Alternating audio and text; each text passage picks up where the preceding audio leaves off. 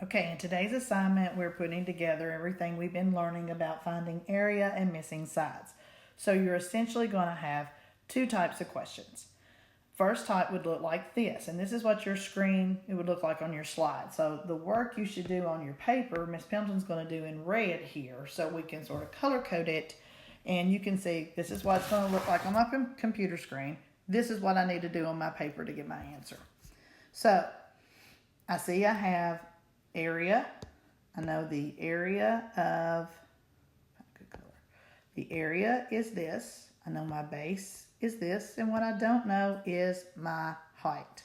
Okay, so since we're talking about area and it's a rectangle, first thing I'm going to do, and you should do, is write your formula down. Area equals base times height. Second thing we do is we fill in the information we know. So the A stands for area. Do I know the area? Well, yeah, I do. It's right there. So I'm going to replace that A with 120 and bring down my equal sign. B stands for base. Do I know the base? Well, yes, I do. It is 15. So I'm going to replace that B with a 15 and bring down the times sign. Do I know H, which is height? No, that's what I don't know. So I'm just going to bring down the H. So now I'm going to look at this equation that I have made. I want to know what is H. So I want to get H all by itself on the right side of the equal sign, or the right side of that line I just made. So to get rid of something, you do the opposite. So I want to get rid of, I want to get rid of this times 15. To get rid of something, you do the opposite.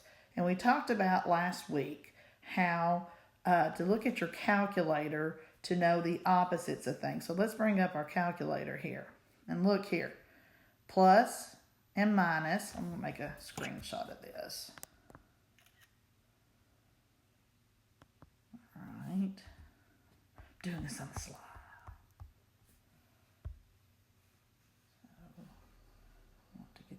Out of my,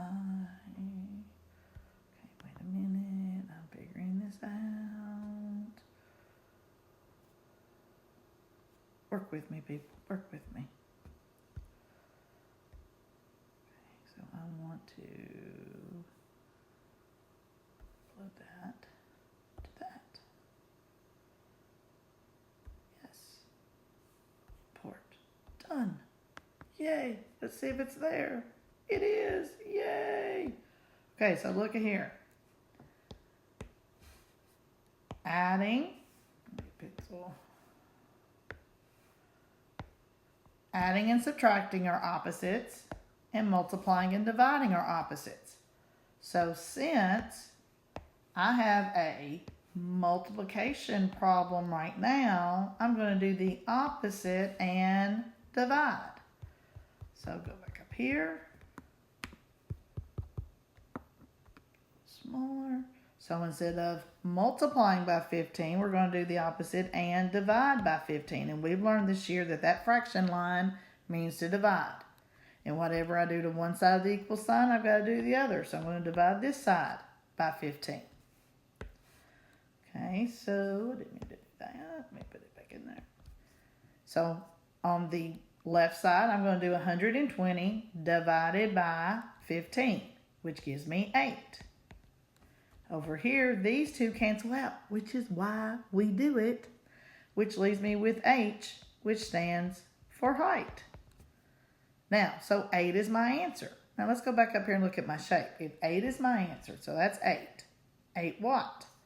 This was in centimeters, so guess what? This will be in centimeters. So my answer I would type in here would be 8 centimeters. Now, the second type of problem that we're going to do today is like this. Now, the shape really doesn't matter. They're all parallelograms. But look, the difference here than this one, look, this one I told you the area. This one I'm asking you what is the area. But it's still a parallelogram. So the first thing you're going to do on your paper is write A equals B times H. And we're going to fill in what we know. This time, we don't know the area. So we're just going to bring down the A and the equal sign. Do we know the B, the base? Yep, it's 11 feet. Do we know the H, the height? Yep, it's 14. Now look when I draw this line, it makes it more visible. That A is all by itself over there on the left side. Over here, this H was not by itself. We had to do something to make it be by itself. We had to do the opposite. But look at this one. This is like a Christmas gift.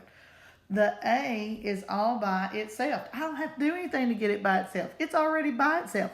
These are the easiest problems. This is when you go, oh, yay, yay, and I'm dancing, okay? So this says A equals 11 times 14. If I want to know what A equals, I've got to do 11 times 14.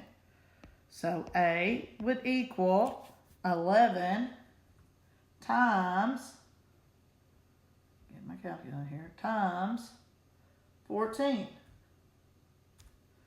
And that is 154. Now, this was, let me change color so you can see it. This was 11 feet, and this was 14 feet. So feet times feet make feet squared. So when you put your answer in, you're going to put 154 feet squared. And remember to make that little 2, you highlight it, go to Format,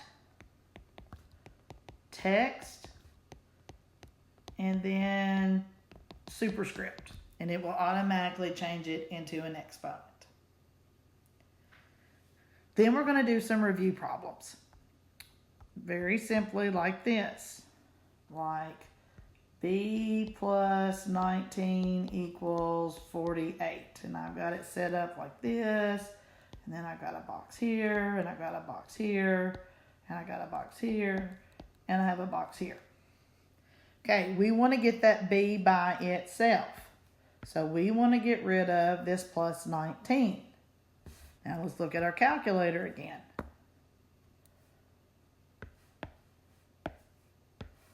What's the opposite of adding? Subtracting.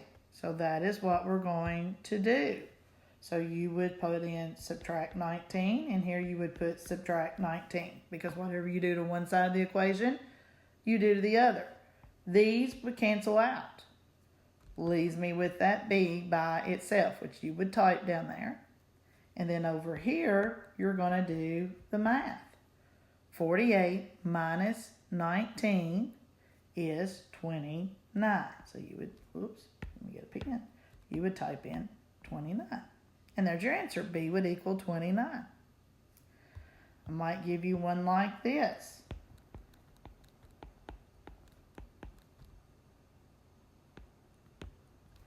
I'll have a box here, and a box here, and a line, and a line, and a box, and a box. Okay, again, I want to get rid of this subtract 14. So I do the opposite. The opposite of subtracting 14 is adding 14. And whatever I do to one side, I do to the other. So I would add 14. These cancel out and leave me with that X all by itself.